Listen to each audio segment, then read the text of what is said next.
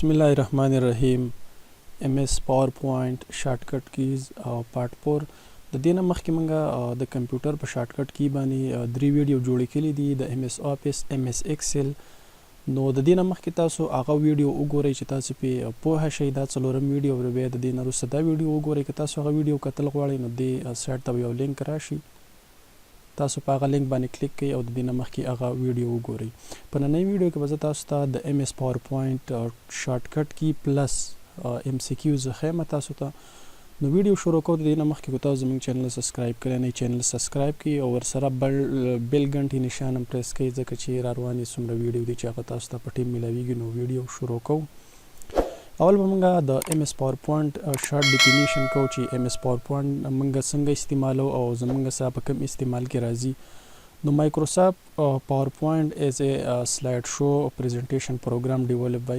Microsoft نو مایکروسافت PowerPoint چې دی دا زموږ سره د MS Office پروګرام نمبر 3 دی ځکه اول MS Word دی بیا MS Excel دی او د دې نه علاوه بیا PowerPoint دی PowerPoint کې موږ مختلف قسمه سلاید شو جوړولی شو چې موږ پریزنټیشن پکې تیارولی شو او بیا د پریزنټیشن نه علاوه په دې کې موږ مختلف قسمه ښکلي سلاید جوړولی شو په سلاید مختلف قسم ترانزیشن دي او بیا مختلف قسم افیکټس پکې دي نو په PowerPoint کې موږ سلاید شو تیارولی شو بل سیکنډ نمبر وی ایزیلی کریټ سلاید شو اینڈ اپلای ډیفرنٹ ټایپ اف انیمیشن ترانزیشن ایټس ټیک شو نو په دې کې موږ مختلف قسمه سلاید کریټ کولی شو او بیا په دې موږ مختلف قسمه چې څومره انیمیشنز دي ترانزیشن دي افیکټس دي په دې اپلای کولی شو نو بیسیکلی PowerPoint چې دی دا موږ سره یو سلاید شو پروګرام دی ټیک شو مخکې MCQs طرف ته ځو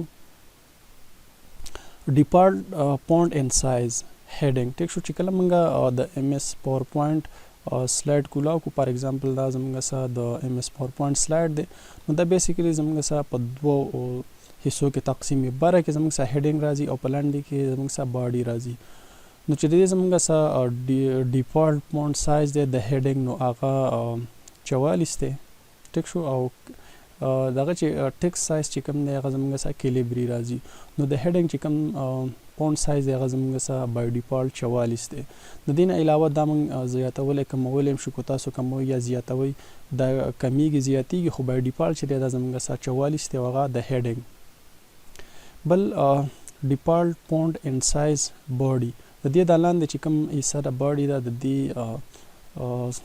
ډیفالت چې کوم سایز دی او کوم د لیکلو سټایل دی نو هغه زموږ سره دام کیلیبري دی او دا 28 راځي 28 بای ډیفالت دی ټیک شو دام تاسو کومولی زیاتولی شئ د باډي چې کوم زموږ سره فونټ سایز دی نو هغه 44 دی او د باډي چې کوم دی هغه زموږ سره 28 بای ډیفالت او فونټ سایز چې دی 28 دی او فونټ سټایل چې دی هغه زموږ سره کیلیبري دی ټیک شو دغسې دا کوېسچن زیات تر ریپیټ کیږي فایل ایکسټینشن نو چونکې د 2007 پورې چې مخکې زموږ سره کم راځي نو ډاټ PPT دی خو چې 2007 نه پس زموږ سره کم MS Office دی یا PowerPoint دی د 2007 نه والا 2016 پورې نو هغه زموږ سره ډاټ PPTX دی دا زموږ سره ایکسټینشن دی او ایکسټینشن موږ دې ته وایو چې کله موږ یو فایل سیو کوو نو هغه فایل له موږ نیم ورکو چې پریزنټیشن نمبر 1 یا 2 یا بل څه نیم ورکو نو بای ډیفالت د دې سره یو ډاټ ولګي او دا وسه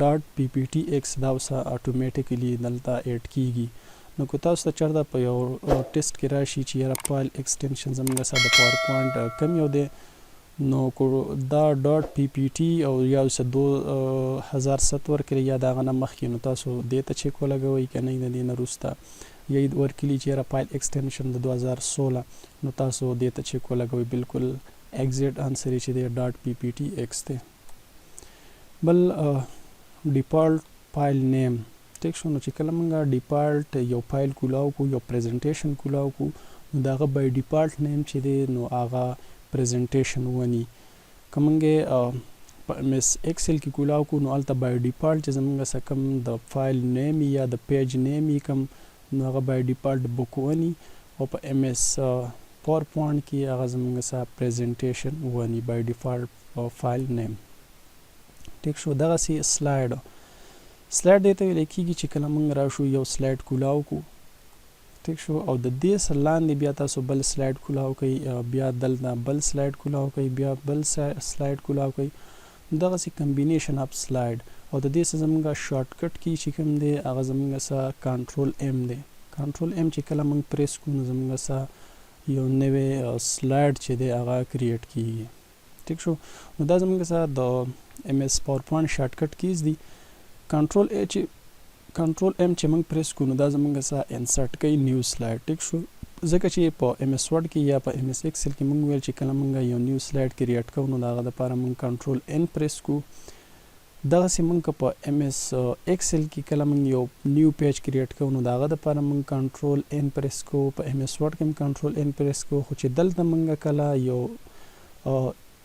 نیو سلاید انسرټ کوو نو د هغه دپاره موږ به کنټرول ایم پریس کولو سره یو بل سلاید چې دی هغه کریټ کیږي. او زیاتر دا ام سی کیو چې دی بار بار ریپیټ کیږي چې یاره کله موږ یو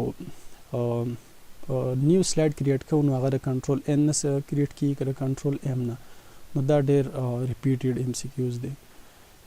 دغسې بل کنټرول پلس ډي چې موږ پریس کوو نو ډوپلیکیټ کرنټ سلاید. د دې مطلب دا دی چې موږ دلته په یو سلاید باندې ولاړ یو، په یو سلاید کې موږ لیکل کلي او موږ غواړو چې د دې نه موږ کاپي کړو یا د ډوپلیکیټ کړو. ټیک شو.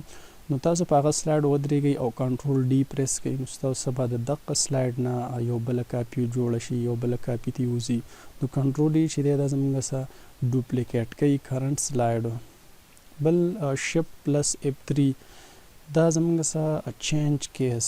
ټیک شو. د چینج کیس مطلب دا دی چې کله موږ په یو سلاید کې لیکل کلی دي، ټیک شو، د یو نه زیات ډېر لیکل هم پکې فار ایگزامپل کلی، او تاسو د ټول لیکل سلیکټ کړئ او کنټرول شفټ پلس F3 پریس کړئ نو دا ټول به یا کیپیټل لیټر ته چینج شي. ټیک شو. یا چې تاسو ټول سلیکټ کړي او ټول هم په کیپیټل کې لیکلي او تاسو شفټ پلس F3 پریس کړئ نو دا به ټول سمال ته چینج شي. نو چینج کیز اصل کې دغه ته ویل کېږي. ټیک شو. بل کنټرول پلس ایکول ساین. کنټرول پلس ایکول ساین چې موږ پریس کوو نو زموږ سره اپلای سوپر سکرپټ فارمیټینګ. سوپر سکرپټ فارمیټینګ دې ته ویل کېږي چې کله زموږ سره د دې په سکویر کې راشي. ټیک شو. چې موږ فار ایگزامپل په یو سلاید کې موږ لیکو چې 2 سکویر 2. ټیک شو. نو دا خو موږ دغسې نشو لیکلی، خو دا 2 به موږ دلته ولیکو، بیا به بل 2 دلته ولیکو او دا 2 به سلیکټ کړو. ټیک شو. او کنټرول ایکول به تاسو ووایئ نو دا به د دې دلته پاور ته راشي. ټیک شو. نو سکویر ته به راشي. نو سوپر سکرپټ ویل کېږي په اصل کې چې کله موږ سکویر ته راشي نو دغه ته سوپر سکرپټ ویل کېږي. او شارټ کټ کی چې دی نو هغه کنټرول پلس ایکول ساین دی. نیکسٹ شارټ کټ کی چې دی هغه کنټرول پلس شفټ پلس ساین. ټیک شو. چې کله موږ کنټرول پلس شفټ پلس د پلس ساین پریس کوو نو دا زموږ سره اپلای کوي سوپر سب سکرپټ فارمیټینګ. د سب سکرپټ فارمیټینګ دې ته ویل کېږي چې کله زموږ سره د دې نه لاندې دلته بیس ته راشي. ټیک شو. لکه کو تاسو کتلی چې H او بیا لاندې 2 او بیا O. ټیک شو. نو چې دا زموږ سره دغسې بیس ته راشي نو دې ته سب سکرپټ ویل کېږي. او سب سکرپټ شارټ کټ کی چې دی هغه دی کنټرول پلس شفټ پلس ساین چې تاسو پریس کړئ نو دا سب سکرپټ ته راولي. دغسې که موږ F5 پریس کوو نو دا زموږ سره ویو کمپلیټ سلاید شو. ټیک شو.